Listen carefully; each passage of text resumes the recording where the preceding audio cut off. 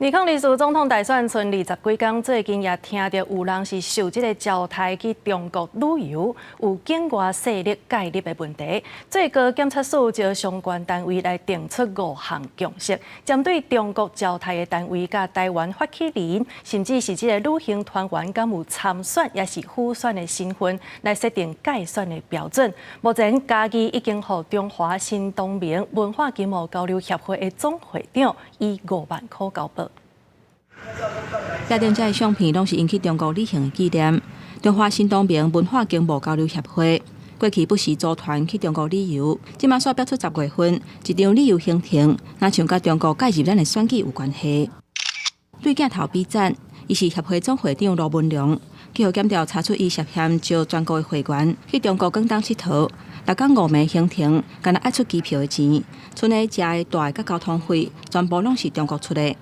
检方10发发动搜查，约谈买20个人。先后姓罗的总会长以5万交保，其他的人请回。接受相关食宿的招待，游览车上面有宣导说要投票给某特定阵营之候选人，那涉嫌违反总统、副总统、公职人员选举罢免法、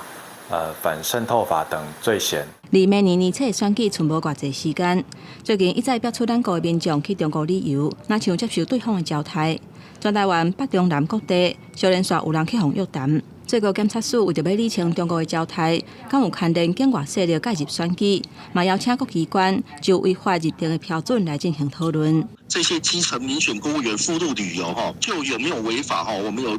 的这个认定的参考指引的部分，我们达成了5项共识来供检察机关未来办案的参酌啦达成的共识包括中国接待机关、残疾，敢有涉及亲像统战部等等，中国官方甲附随组织，也若台湾的发起人、参加人，敢有参选甲辅选的身份，出去佚佗的费用敢有退回，行程敢有符合行情，嘛是认定的重点之一。